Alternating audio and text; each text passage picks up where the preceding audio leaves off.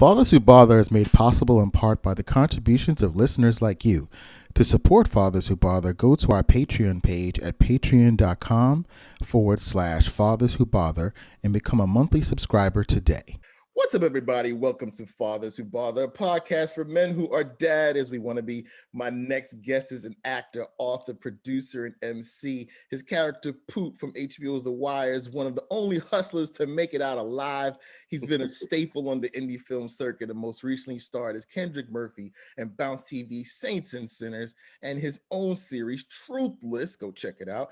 As an accomplished MC, he has recorded and released several songs about being a dad, including Fatherhood and Dedicated Father.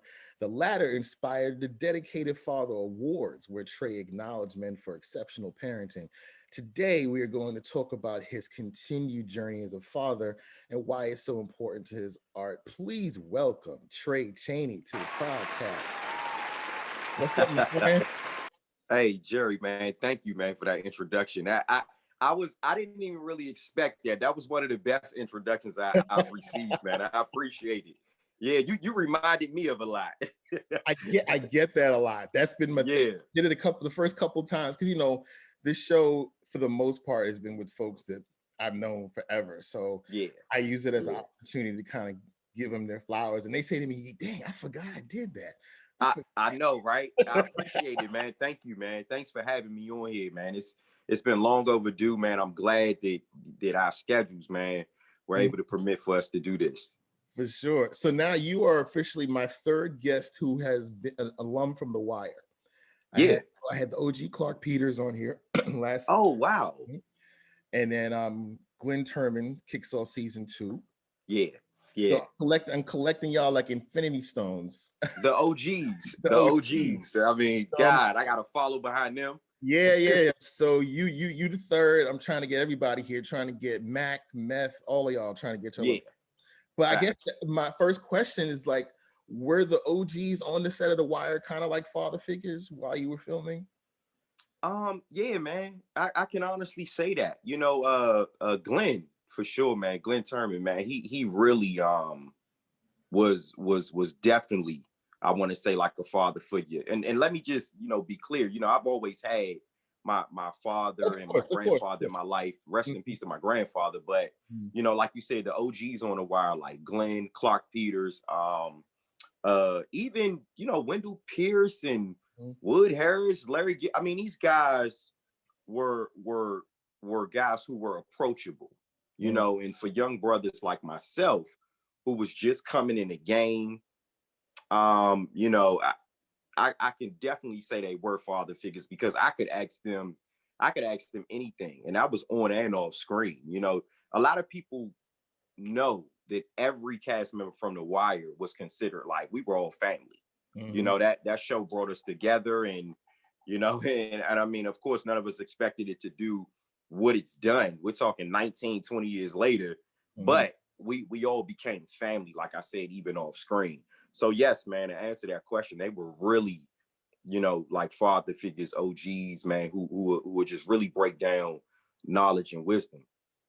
So I have a question I always start with, and I know that your answer is going to be a little different from everybody else's because you have a unique circumstance. So you have a daughter, an older daughter, and a son. When did you first find out that you were going to be a dad? Okay, initially, me and my wife, we got married November 24th of 2004. And I had initially found out maybe a couple of months before we got married that my wife was pregnant. So when we got married, my wife's stomach was, I want to say she was maybe 4 or 5 months. But literally after we got married, I want to say maybe a couple of months later, we lost our first child. Oh. Yeah, I had to watch my wife, go through the process as if she was having a child with us knowing that our child was deceased. Oh, no. So that was the first incident of me saying, okay, I'm excited to be a father. She was excited, that this was going to be my first time being a father. And And then, the baby didn't make it.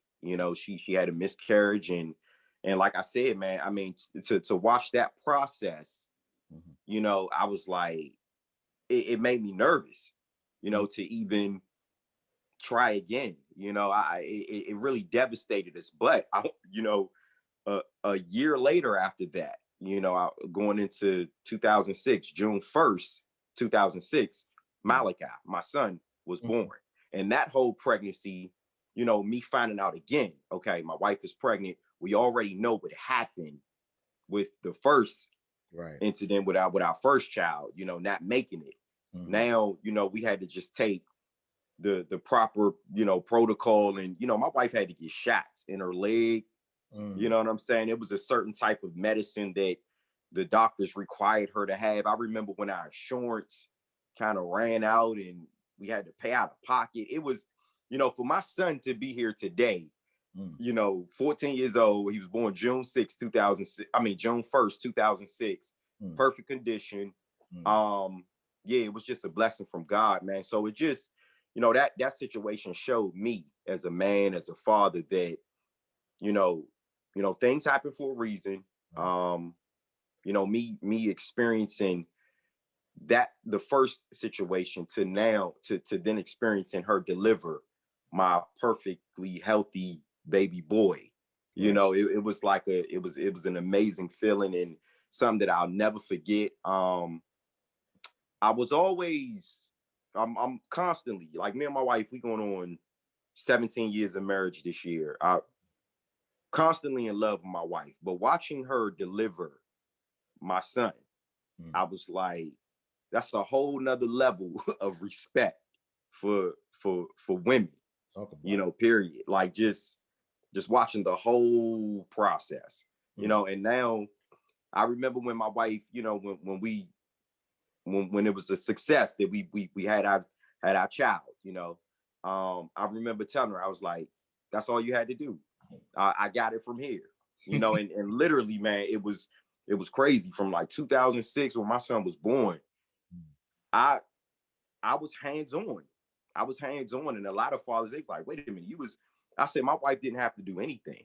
My wife didn't have to wake up in the middle of the night. My wife didn't have to prepare bottles, change Pampers. I mean, anything. Like, she literally, well, I ain't gonna say she didn't have to do anything. I did a lot, though. I know when she sees this, she gonna be like, you saying you did all it? But I really did. I did a lot. I've always been hands-on with my son, and my daughter. How much experience did you have with babies at that point? None. I didn't have no experience, but for me as a father, I wanted to learn. I wanted to learn. I wanted to learn what it was like, if I wake up and the pamper is full, like, I wanted to learn what the panic was, like, the baby wakes up and he's just crying from 2 a.m. to 7 a.m. just because his teeth is hurting or whatever. I wanted to know. And that's another thing I was hands-on with. My wife, she showed me a lot, because my wife had already been, a mother before I came into her and Martina's life. But she showed me a lot, man. My mom showed me a lot, even dealing with my son, certain things. Like I said, just being a hands-on father, changing Pampers and making sure, doctor's appointments, making sure that my son is at the doctors, and just that those early stages, those first couple of months where I was just trying to figure things out. But I know, I was determined, man, to just know. And that's how that all went down. It's trial by fire, man, because every baby is different. You could read all the books, you could get all the advice, but your kid is going to be their own person, and the things that you're going to have to deal with them may not have applied to other people. So it's the baby's going to teach you what it needs a lot of times. Yeah, it's that hands-on experience. Right. It's almost like you said, you can't read a book. I mean, you can, but it's going to be a different experience. And it has to be hands-on. You got to actually do it. And that run from, like I said, the whole panic thing, because my son used to wake up all crazy hours of the night, and I used to be like, wait a minute, I gotta change him again. he hungry again. He just ate. Like, I don't know, you know what I'm saying? So I went through that process, man. But it was, you know, like I said, coming from the circumstances that we had to go through in the beginning, you know, with losing a child to now having a perfectly healthy baby, it was all worth it. And I was like, yeah, this is, you know, this is how it's supposed to be going down, you know? Yeah, I've had a few guests that have talked about that fear, um having if you lose one the first time around, and Yeah. the second time around you just on pins and needles because you just have that. What advice would you give for men going through that? Because it's clearly, and I appreciate you for sharing that. It feels like Yeah. it's more common than people realize. You know, it's the type of thing a lot of people don't talk about, so you wouldn't know. But I've had Yeah. guests talk about either the challenges of conception or having lost babies early, you know? Yeah. My advice, man, is just allow yourself as a man, as a husband, you know, as a man, as a husband, to feel that, you know, if that happens. Don't try to run from that type of that type of situation or scenario. You really got to be there for your wife or your girlfriend. You know, I say that because a lot of brothers, they not married and they may have went through that, but you just got to be there for that woman, you know, who was getting ready to, you know, have your child. And if that does happen, y'all just gotta, you know, you gotta hang in there and really, like I said, go through the circumstance together and understand that um whatever the cause may have been, because like I said, my wife, we didn't know early on, you know, that she had to, it was certain type of medicine that she had to take to stay healthy, to, you know, deliver a baby. We didn't know. So then, you know, once that happened, we wanted to know, as, you know, husband and wife as parents, what was what happened, you know? And it was almost like they had the solution already. They had the solution. We just didn't know in the beginning, and they didn't either. But then come to find out, we knew like the proper procedures to take. Right. So backtracking a little bit, you mentioned your daughter. So that's Yeah. another unique situation, the blended families. So Yeah. you're meeting your wife, or your girlfriend at the time, she has a child.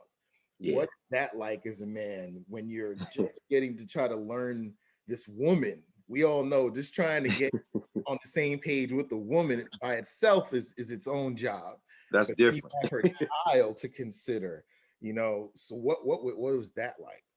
You know, man, that was an experience, because when I met my wife, you know, over 18, 19 years ago, I met Martina. Right. Which was 8 years old at the time. She was 8. You know, so you know, coming into that and then understanding the circumstances that may have transpired with the biological father, you know, and not to bash him, you know, I mean, things, it just, you know, that's life. Things just didn't work out, you know, with them. But at the same time, um, you know, having a, almost like with Tina being 8 years old, me as a man, as an adult, I still had to go through a test. You know, I'm a man in her and her mom's life. And she had to get used to that. So that was almost like a challenge for me, because I had told myself in the beginning, I said, I'll never date a woman with a child. Wow. I'll never date a woman with a child. If a woman has a child, then I won't be with them. I want, you know, I want the perfect family. I want to be with the woman, we have a kid. And then I met my wife. I fell in love with her, and I said, hey, all right, God said, let me. I got a joke for you. God, yeah. God said, there you go, trying to say what you're going to do your way, but it doesn't work that way. So, yeah, man. But stepping up as a black man in Tina's life, you know, and really not trying to be whoever her biological father was to her, you know, regardless whether it was good or bad, but just being who I am, and showing her how much I love her mother. Right. And not only making a vow to my wife at our wedding, but making a vow to Tina to never consider me her stepfather. That was my, my take on it from the jump, so being hands-on with Tina, even before we had Malachi. Like I said, I met Aisha in 2002. We didn't deliver, had Malachi until 2006. So I was with Tina a number of years, you know what I'm saying? Just to watch her grow and definitely, man, like I said, not trying to be like nobody but myself and be the man and be there for her, mentally, spiritually, emotionally, whatever she needed to. I was approachable to her, right. so and I remember it was a long time before Tina even started calling me dad. It was a long time. And she actually didn't call me anything. It was just, hey, Downstairs. Let me stop. Yeah, she didn't call me. She didn't even call me Trey. Like, I mean, then I'm thinking about it, but I remember the first time, she started calling me dad. I wanted to say that was around 11 years old, and this was maybe 3-4 years later, and yeah, all the way up until now. She's 28 years old. I have a granddaughter. Tina had a baby. she she's 8 months, Morocco. So now I'm hands-on with my granddaughter now. But she's adorable. Oh, thank you, man. I appreciate it. But all the way up until now, how Tina, she literally, she thanks me, man. Like, we talking 20 years later, she thanks me for, stepping in, stepping up, taking care of her and her mother. When Malachi was born, never treating her no different, right. Because like I said, making that vow, don't ever consider me a step parent, that for me was my purpose, being the head of my household, being a king, my wife being a queen, and just really showing our kids how much I love, respect, and care for their mother, and I'm gonna be honest, I might be bouncing all over the place, but when me and Aisha separated, we went through some things in 2010. I was And it what happy. Yeah. What yeah precipitated that? Because I've been married for 20 years, so I know how those you have those moments where you're both just like, are we still going to do this? Like, is this something Jared, if you're saying man, you haven't thought that, you're lying. If you've been married for any number of years, you've never thought, do we still want to keep doing this? Then you're lying. Because you know what, man. In 2010, we hit this 5.5 going on 6 year. We were right there, and that's it. That 5 year. the communication, Jerry, it just wasn't. We don't know what it was, and the crazy thing is, it was no cheating. It was nothing that you could think of that made us separate. One day, after experiencing like a whole year of not communicating in every type of way you could think of, if I had a problem with something that she did or she was doing, I never addressed it. If she had a problem with something that I was doing, she never addressed it. So going through a silent year of just coming to the house, I mean, just no. And one day I walked in the house in 2010 and I said, I think, maybe I should leave. And she said, yeah, you probably should. It was that easy. It was that easy. So I remember packing my clothes. I remember Tina, actually, Tina broke down and cried. Me and her went for a ride. She knew what was happening because she was a little older. Malachi was only like 3 or 4. So I remember Tina telling me, just don't do Malachi like I was done from my father. Don't roll out completely out of our lives. And it was, man, it was such an emotional thing. But when I left, I moved next door to my wife. I moved next door to her in the next apartment, which was weird, right? But your sister got the apartment, right? Is that what it was? Yeah, my sister had got the apartment, and I would see her and my son every day walk out to take him to school. Even Malachi to this day, I don't think he really knows that we were separated for that 1 year. But the argument started that year. You know, we were at each other's necks. I wanted a divorce. You know, I'm like, I wanted, yeah, she was saying she wanted a divorce. And the argument was, why'd you let me leave so easy? That's what I was asking her. Wow. And she was asking me, well, why'd you leave so easy? Wow. Why? So when that continued for a long time, and we're going back and forth, we didn't even realize why we separated. And then it boils down. No, the crazy thing, it boils down to we wasn't communicating. Yep. If I had a problem, like I said in the beginning, Right. I didn't tell her. If she had a problem, she didn't say anything. Even after that 5-year, hit in marriage, you think you know your mate, but turned out we didn't know each other. Like, I mean, and man, I'm telling you, one night I went over there. Huh? And you change as people. Yeah. You change. That's the thing that you don't realize is the person that you married isn't the same person. They don't stay the same. After 5 years, they're a different person. After 10 years, they're a different person. So I always tell folks, like, you're with the person in spite of who they become, because the person. But Jerry, no. Yeah, go ahead. You gave you just dropped a real nugget, because I'm just understanding that. Right. I didn't realize that back then. I didn't realize. I'm like, well, wait a minute. You wasn't like this when we met. Yep. I'm like, you wasn't like this. And I always felt like I stayed the same. Because she's like, nope, you changed. She's like, no. She like, nah, you wasn't the way that you are now. And this was what we were going through. And even, so when we finally in 2011, we had a deep conversation. I went over there, I walked next door, and we never let each other go. I remember getting ready to leave out of her house.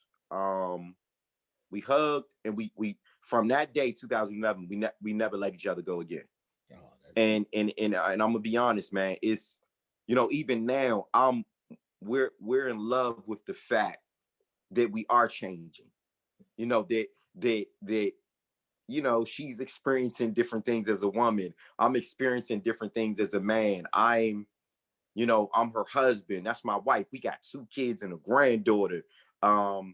With just the whole Chaney family, everything that we got going on, she's we're in love with the fact that we're changing, and we're not letting things get in the way of our marriage. Because sometimes, even going out of our marriage to talk about what's going on with her with somebody else, they're not going to be able to understand. They're not in the house. Right. I could be blaming everything on her and not saying what I'm doing, and she could be doing the same.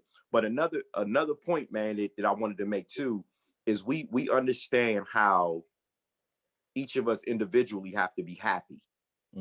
She has to do things that make her happy. I have to do things that make me happy, so we can come back together, and and everybody's happy. It can't just it's not it's compromise. Yes. It's compromise. You got to compromise certain things, and you got to see what what works. And I'm telling you, man, it's just been, for us, like I said, we're going on 17 years, and these are some of the best years of our lives, together. When you realize, when you make up your mind you're not leaving, things get better. Because part of that angst in the first 5 years is like, do I want to stay? Do I want to go? And that gives you this uncertainty, which you should have when you get married. But what they don't tell you is, especially if you're young, I was 26, my wife was 23 when we got married. You are going to change. Your mind's going to change. Your likes are going to change, but you have to be open to that change. Wow. You have to be open to it. And it's scary, because you don't even know what to do with it. You're like, wait a minute, I didn't feel this way 5 years. Even simple stuff. And not even, it was deeper than this, but little things like when we first got married, my wife hated South Park. She looked crazy for watching South Park. She's like, this is so juvenile. This is over the, now it's her favorite show. What happened? She just changed. She just decided to watch it one day on her own without me trying to say, hey, come watch this. And she just said, you know what? This shit is funny. Yeah. And Yeah. now she watches it more than I do. And I'm like, who is this woman? But you have, Yeah. that's just a small example of how you just have to give people the room to change. You mentioned that you're you used to see your wife taking your son to school. How often did you see him physically during that separation? Because you said he didn't notice. Like, what was the arrangement? How does that work when you move out and still have a kid? I seen my son every day. Okay. I made sure I went over there. I said prayer with my son as if I still live there. I gave my son baths as if I still live there. Maybe, during the week, he'll come next door and stay with me. He thought he had two houses. He thought we were living large, so that's the funny part about it. Because that was my what the arrangement and the agreement was. I said, oh no, my son is definitely not going. He's not going to feel what we going through. I ain't doing that. He's going to understand if he has to think he has two houses, that's what it's going to be. Now with Martina, that was tough because Martina started our relationship. She stopped calling me dad, during that time because she was older and she understood. She like, you left my mother. Like you left us. I mean, so me and her relationship for a while, and she was in her teenage years, getting ready to go to high school and prom, and so she was a little older where she was like, this ain't, even when we got back together after separating for the year, me and Tina's relationship didn't really get tight like it is now until she was almost grown, like in her 20s, because she carried that with her. But she carried those emotions with her because of, again, what went on with her biological father, and like I said, I don't bash men for whatever they got going on. That's them. But him not, stepping up and being there for her, how she wanted him to be. So she started looking at me almost like, well, I guess this is every man. This is every father. And she's a young woman. Wow. So it's like, now you want to come back. Now you want to be, our father. Now you want to be back in mom and in Malachi's life. So it was almost like a little, we went through it, man. We went through it. Like I had to, sit Tina down a couple of times, take her out and we would argue. I had to help her to understand it's not thing that happened. We understand it happened, but I had never left Tina's side though. Right. And that's what I was trying to get her to understand. And like I said, it took a while, healing. It took a lot of healing, man, with that situation when I finally came back. Even though I moved next door, she still felt a certain type of way. And then her having to readjust to me, a man moving back in the house. Yeah. Now I'm back in there telling her, you got to be in my house by 11 o'clock. Oh yeah. Wow. You got to do this. And she like, well, you wasn't here for a whole year. You come back and you're not my father. Like, now it's that. But like I said, man, I'm blessed that we went through that during those years, because now, I mean, my family structure, man, you know this, man, like family come first, man. Like with God come first, but family is right there. You know what I'm saying? Because we're all so tight now. Even with Tina having this baby, man, Morocco, my granddaughter, it's like we all are, hands on, man, and we had to go through that in order to become a strong family. My one thought, did you speak to your own father during this time, and did he have any counsel for you during that time? I spoke to my own father, and my father, the crazy thing, this was during the time my grandfather was living too. I spoke to both of them, and they had, I want to say, I was almost like the rebellious Chaney, because my grandfather's senior, my dad's junior, I'm the third. So they like, you left your wife? Like you like men, they don't, those guys, my dad and my grandfather, rest in peace to my grandfather, they, they wasn't leaving their wives. They wasn't rolling out, or they ain't care what was going. And for me, that conversation, I remember my father, Skip Chaney, he was like, don't distance yourself from the kids.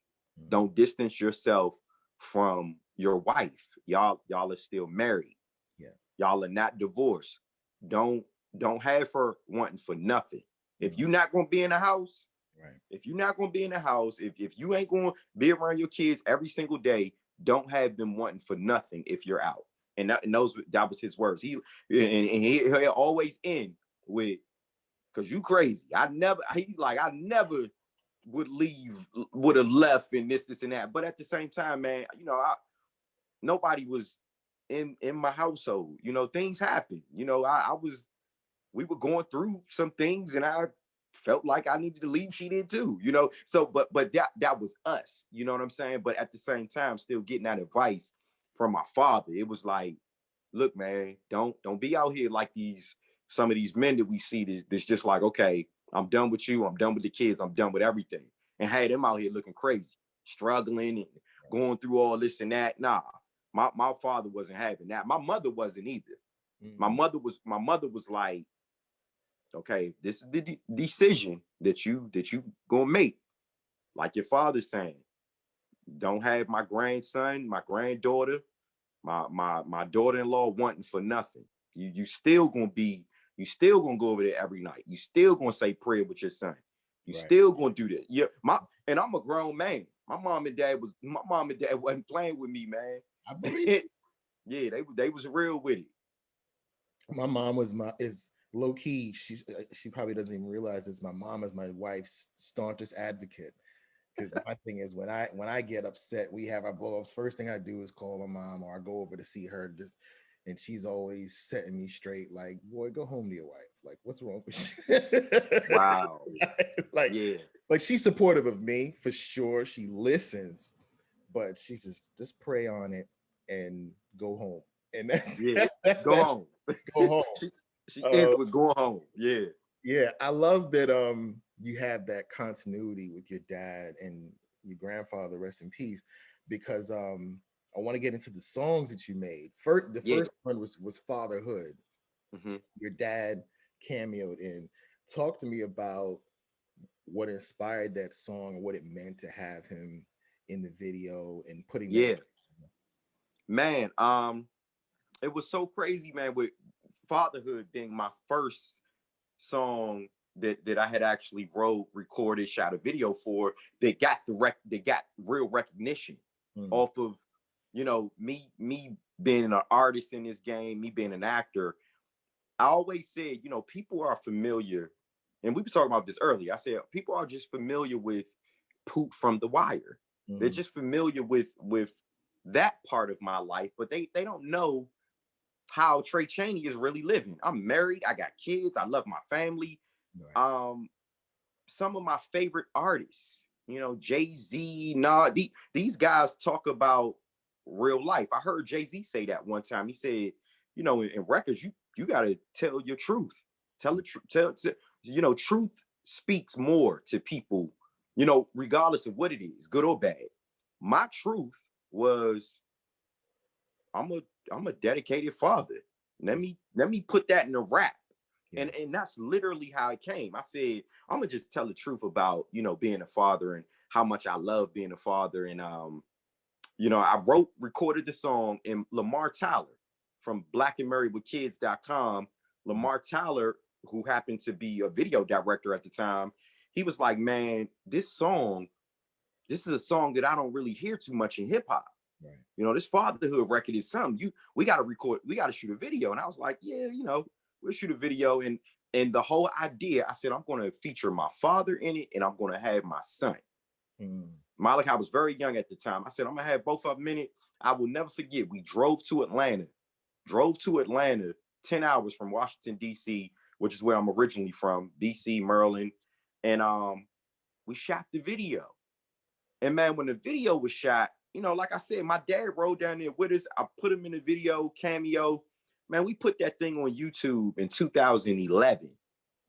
And 2012 was my first appearance on 106 in Park on BT. This was after me never being invited to BT with the cast of The Wire. Like, they never called me to come and sit on the couch or nothing. So I was like, man, and then I get a call for this video I put out, and they build a show around it on 106 in Park. And I'm like, wait a minute. Like, this is, but I'll never forget, like I said, those words that Jay-Z spoke. He said something to that extent. He said, when you tell the truth in a record, that resonates a little more. You know, so I just felt, you know, once I did Fatherhood, that's how that came about. And the video, man, it's funny because the video still gets love. You know, people still shared the video. And I remember I did part 2. You were one of the first people that I sent part 2 to, the Dedicated Father. Yep. Yeah, so when I did Dedicated Father, you know, that was when I featured my grandfather, same senior. I wanted to show 4 generations. It was me. Yeah, thank you, man. Yeah, I want to say you were the first to really, that I sent the video to after it was done. Because I knew you understood it. And I was like, you know, because, you know, for me doing records like that, man, people don't, our culture, our hip hop industry, only certain people understand records like that. Radio ain't gonna understand it. They ain't play it, right. You know. But I gotta say, MTV, BET, you know, Aspire, Revolt, those networks got it. You know, they ran it, and every Father's Day that song is running. That video is running on television and on radio at some radio stations.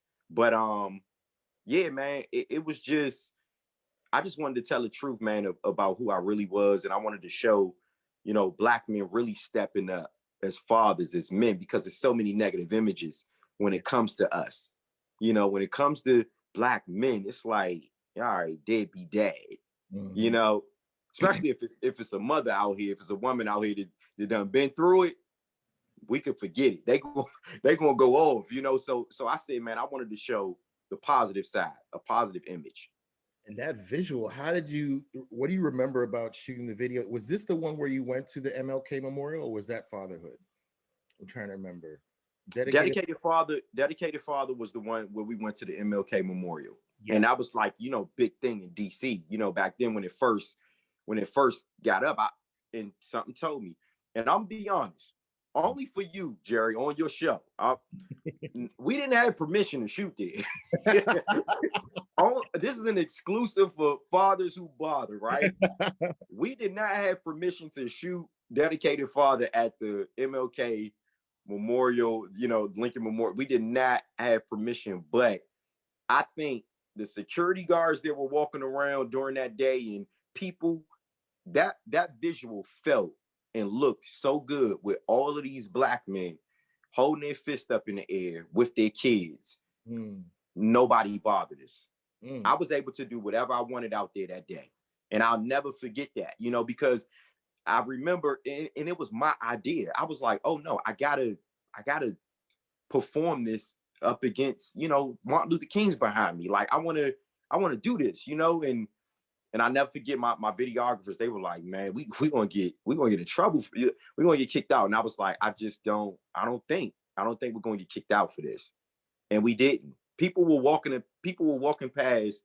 If you remember looking at the video, it was some people that I didn't even know that I just pulled up and said, come on, get in this video. I see you with your son. Just get in the video. Yeah. I didn't know that. Wow. Yeah.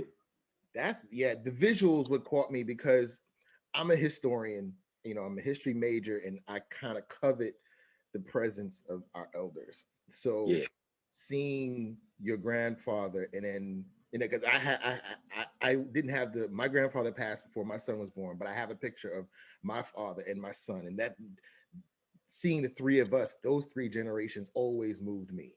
So the fact that you were able to take it a step further, I'm like, damn, like if I could have had a picture of my son and my grandfather, how powerful. So I understood how powerful and rare that was, because a lot of times we don't, our elders don't always get to see our kids, Right. But that's what moved me about it. So to see that, and I think that's what resonated with other people as well, because it's not, even if you see, a rapper and his son, dope, see a rapper and his father, dope, but how many times do you see anybody, famous or not, with 4 generations of men together? Wow. That's why it resonated with so many people. He's definitely, that's why it resonated with me. And I'm gonna be honest, man. My grandfather was, I mean, he was. I'm not gonna say like in his prime, because we shot that video in, was it 2014? My grandfather passed away in 2016, but he was, during that time. I'll never forget. My grandfather said, "Yeah, I'm a drive down. I'm gonna get your grandmother to drive me down from Virginia, and yeah, I'm a shoot my scenes for the video." Right. I mean, at that time, he could, he could function. He was talking. He was strong. He was getting a little weak during that time, but he was still, he represented power in that video. He represented power, and that's all I wanted the viewers to see. It was. I thought my grandfather was going to turn me down and say no, that he didn't want to do it, but he represented. He represented exactly what I wanted him to represent. I wanted people to see Sam Sr., Sam Jr., me, Sam the Third, and then my new addition, Malachi Chaney. Malachi's middle name is Samuel. I didn't want to call him Samuel the Fourth, because I'm like, I'm the third. But I didn't keep it going, but I'm like, Malachi gonna start his own little, his thing. But like you said, man, 4 generations. That's what I wanted people to see. That's what I wanted people to understand. And like I said, to this day, so many things have just came out of that. The Dedicated Father Awards, the Dedicated Father brand, the T-shirts, I wanted to create something that was forever. If you a father, you gonna feel that song, you gonna get you a shirt, you gonna want to know about the awards and all of that. I wanted to create something that was like, okay, this is who I am. If it, regardless of anything else that I've ever done in my life, that dedicated fatherhood movement that I got, that's forever. So that's where I was at with it. That's beautiful. I love it. I love it. I love it. So I was going through your Instagram and saw some cool things. I saw Malachi cutting your hair. Oh my God. Yeah. Yeah, man. That one of your bonding rituals of him cutting your hair? You know what? That was quarantine. That was because, like I said, for my son, man, I love my son, man, is everything to me, man. He's 14 years old. Watching him as a young man, watching him grow up, and everything that we're experiencing right now in this world, not with just COVID, but police brutality, and him having a phone that he could turn on and run in here and show me stuff, the craziness that's going on around the world. I'm like, I wish my son didn't see this, but I mean, it's there. It's there. Our kids are going to see everything that we see, and having to, have those talks with him, man. But during quarantine, it was I stopped going to the barbershop for a long time. And I was like, yo, we got clippers. I need you to cut my hair. And he was like, hey, all right, whatever. You can't mess my hair up. I got a bald head. So I'm like, just cut all my, whatever you see, cut it off. I ain't let him touch this though. You weren't touching my beard. I still shoot TV shows and movies. So, but yeah, man, it was, but him doing that and then developing a love for wanting to be a barber. He's like, Dad, I could do this for real. I could make money off of this. Like, I paid him every time he cut my hair too. Like, nice. Just to, here's what I would pay, my actual barber if I was going. So if I'm getting my hair cut maybe once a week or shape up once a week, that's twice a week, his little bank account was getting hit, you know what I'm saying? But yeah, man, that was one thing, him cutting my hair, that was our moment, and then him cooking for me and my wife. You know, during this quarantine, when that thing started last March, I was like, now it's time to teach our son life skills. Even with him homeschooling on a computer, you know what I'm saying? We still have to. Now I said, now we're in here with him. He not in school no more. He can't be around nobody right now. Right. Now it's time to develop. Okay, if things get even worse, which they might, Right. you got to know how to cook. You got to know how to cut your hair. You got to wash your clothes. You got to change. You got to change the tire on the car. We started. Me and my wife was like, okay, now it's time to just, you know, act as if this was it. We showed him how to change the tires on the car. We were having cookouts every day. He was cooking out. I mean, but you know, those are man, you reminded me of all these moments. Those are moments that I'll take with me, man. I'll never forget. And he's still doing it. You know what I'm saying? Like I'm back at the barbershop now because I'm on set shooting. You know what I'm saying? So they cut me, but I know I have a barber in my house if I need one. I do. And I have a cook, and I have somebody that can change my tire, and I have somebody to wash these clothes, everything. I mean, now he's 14. He'll be 15 in June. So he's doing this thing, man. He's already talking about he wants to work. You know, he wants to get a job when he's able to get a job. And I'm trying to use some of my connections, you know, fans, managers that love The Wire. I'm like, look, hire my son real quick, you know, like I'm trying to. Ain't no shame in that. Ain't no shame in that at all. I don't care. There's generations of people who got by, you know, with help from their families. I don't see why we need to be any different, you know? Yeah, that's true. That's true, man. My DIY skills went up crazy during quarantine. I fixed toilets. Wow. Why I've done everything in this house because in the beginning you couldn't have anybody come in, and we're all here, the four of us in the house. If one of the luckily we have two bathrooms, but the main toilet went, and it was just like, yo, this one toilet with four people is not working. Yeah. I was looking at the number on the thing, calling up, ordering parts, and I was reading the instructions, trying to figure out how to change this part in this toilet. I figured it out. Just had to. Yeah. And so, you know, we were teaching our son how to drive because he was originally supposed to drive to campus, but the DMV closed, so he couldn't take the road test. So we had stopped with the lesson. So I totally get it. You know, that self-sufficiency is incredible. And in those are skills he can't lose. Yeah, man. That's true. He'll have forever. Cooking, you know, cutting his own hair, all that stuff. It's yeah. You know, that's real. So I'm glad that you guys managed to make it through, because I know this COVID, this quarantine is taking its toll. It has. It has.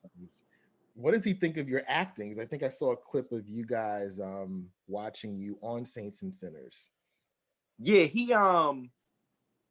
the funny thing about that, Malachi doesn't want to be an actor. He used to in the beginning, but the older he got, he's like, Dad, that's you. You can have that. I ain't trying to remember no lines. You know, but it's so funny, man, because when he first started really understanding what I did, you know, in my professional life is, you know, I remember the first time when he was younger, when he first seen me sign an autograph, he was like, why are people coming up to, why are people wanting to take pictures with you? And what are people doing? Like, people following us in the store trying to talk to you about, but I sat him down and I showed him some clips of The Wire. And you know, him still not really fully understanding The Wire. He's just like, oh, okay. Michael B. Jordan, that's it. Michael B. Jordan and Idris Elba. He's like, oh, my father knows those guys. All right. And now, you know, Saints and Sinners, you know, he comes to set with me on Saints and Sinners sometimes. So he knows Clifton, you know, Clifton Powell, Vanessa Bell Calloway, JD, you know, JD Williams, Bodie. You know, I mean, but he understands what I do. You know, if somebody was to ask Malachi, what does your father, Tray Chaney, do? He'd be like, my dad is a hustler. He does, you know, he's an actor, he's an artist. He's a father. He's a husband. He would literally break it down to people who I am, and that's what I love about, like I said, being that man in the house, being a father, being a husband. He knows the example that I'm setting, that he sees, because like us, man, me and you, we set the examples for our families, our kids, our wives. Like, we the ones who they paying attention to, even if sometimes we might not think it. Like, it's so funny. I told Malachi, my wife, the other day, I'm like, y'all don't pay me no mind. Like, I could be sitting here talking, y'all could be in y'all own world talking about something, but little do I know, they pay attention to every single thing, even if I feel like they're not watching. They're watching. They're listening. They're paying attention, man. So I'm just grateful and thankful to be able to still be setting an example for him, as a young man. So lastly, what's his relationship like with his sister? How do they? Oh my God, Tina. Oh, he loves Tina, and then he's attached to his niece. He's an uncle now. You know what I'm saying? So he's attached to Tina. He was always the youngest, so Tina has always been overprotective of him. So their bond is like this. She's always been overprotective of him, and man, just to see them two together, it's love, man. It's nothing but love. That's beautiful. Yo, Tray, man, this has been awesome. Thank you The, so much, brother. I mean, the time's going so quick. I'm like, damn, an hour went by but already. you know what, Jerry, I'm telling you, man, I gotta give you your flowers too, man. You've done so much in this business, of entertainment, journalism, and everything that you represent, man. And you're one of the only ones that I've really connected with. You always was there for me anytime that I text you, emailed you, called. You always responded, even if you had to tell me no. You'd be like, yo, I can't, you know what I'm saying? Or this is how we going to do it. Or you always figured out a way. Even I feel like even with this interview or this conversation, this ain't even no interview. This is a conversation, you know what I'm saying, with two brothers that got love for each other, man. And we've always shown that towards each other. You always, really put me on this high level, man, and said, yo, this is how we gonna do this. This is what we gonna do. And I never forget anything that you've done for me, man, for real. That I mean that from the bottom of my heart, man, because you really were one of the first people that ever took everything that I did serious. Even if it was the craziest idea, I'd be like, Jerry, I think I could do this. I remember I was talking to you about a reality show. I was like, man, you was like, you know what? You put that junk together and let's see what we could do. You've always, anytime I asked you for anything, you've always said, yeah, I'm gonna try. I'm gonna try to help you, because you understood my passion, man. And a lot of people you don't come across people in the industry like you, brother. You just don't, and I don't know, man. I'm just fortunate to have brothers like you in my life, man, to really look out like you've been doing. I'm mad because I can't physically be there in front of you, because that's what I'm used to. Right. I'm used to being right there with you, like, dapping it up, saying what's up, like, yo, let come to my show tonight out in NYC. I'm used to being with you, man. But of course, these circumstances got us. We on, Zoom now. Like, this is the wave. But this was destined. I feel like everything we did prior brought us to this moment because it all just made sense. You know what I'm saying?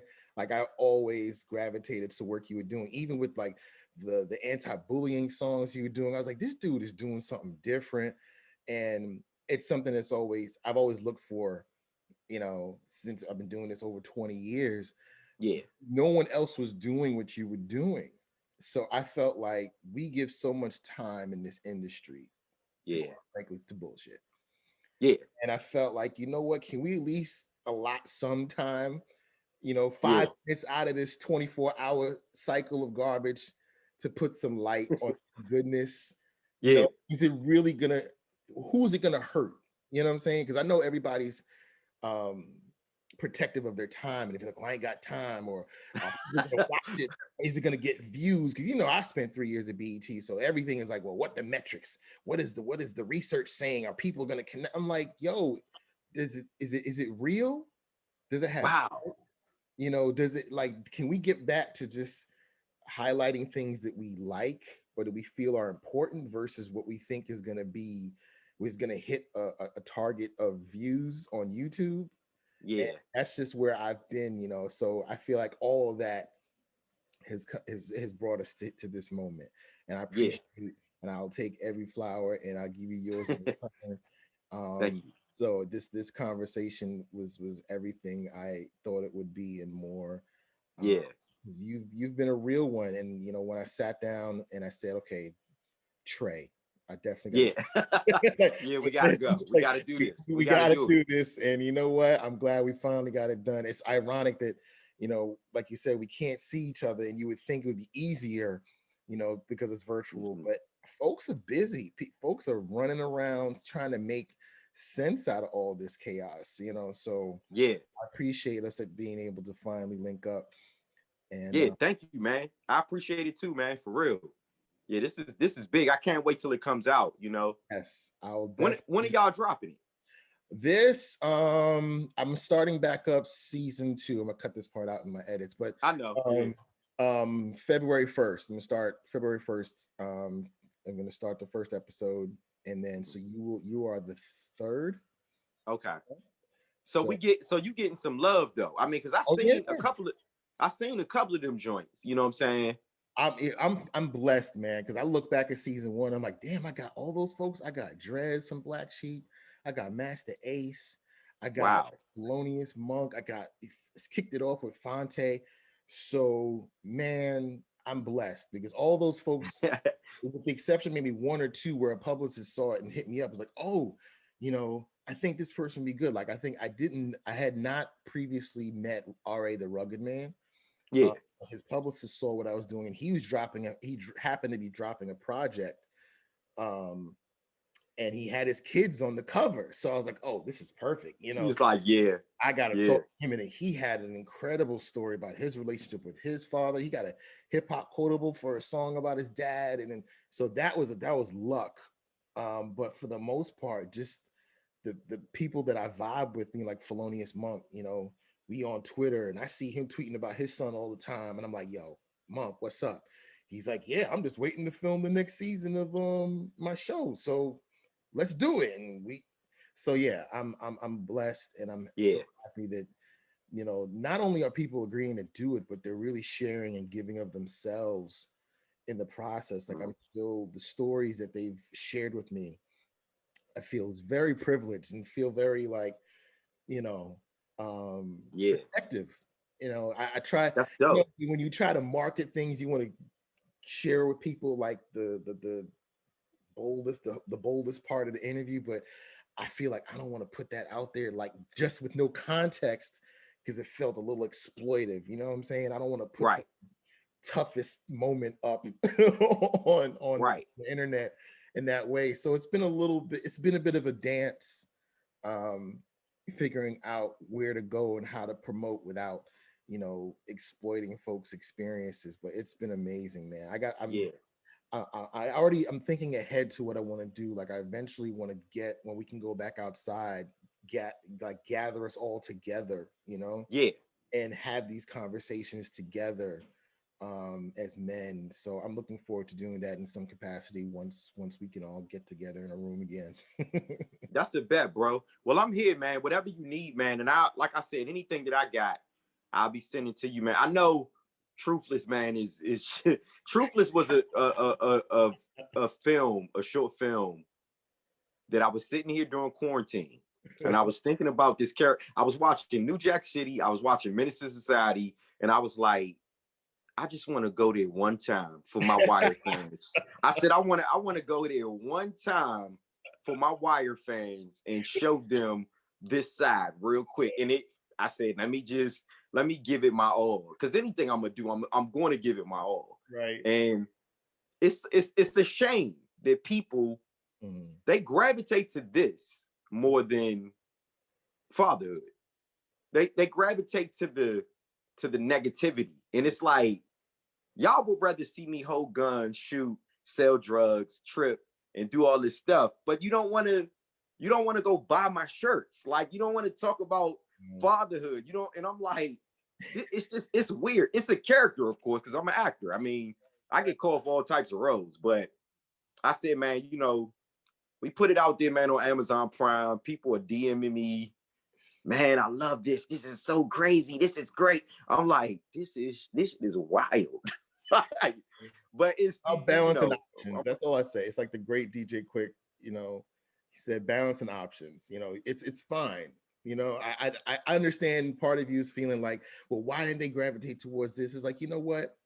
It all balances out at the end. It doesn't mean doing the thugged out wire stuff might make it possible for you to do more of the fatherhood stuff. You know what I'm saying? Facts. So I feel you. It's just you can't look at it as oh man, I wish that, because I feel that way all the time. Like I'll write a story and I'll do an article, I'll cover something. I'm like, no one read this or no one watched this video, but then I'll write about something crazy or stupid and it gets all this traffic. And I'm like, why are they not reading the substantive article interview I did with Aldous Hodge over here? But if Aldous Hodge was caught in a strip club, everybody's gonna read that or click on it. You know what I'm saying? So it's the balance, right? It's the balance. I've had, but I realized that you just got to keep pushing. You can't let it get you down. Give them the little bit of candy every once in a while, if that's what you can do. That's why I love talking to you, man. You always you like. I've been doing this so long. I know. Writing on the wall. I've been in those meetings at BET where they decide what they're gonna do and not gonna do, what ideas get shot down and not get shot down. So I know why. Do you know Mercedes? You know Mercedes? Yeah. She hit me the other day.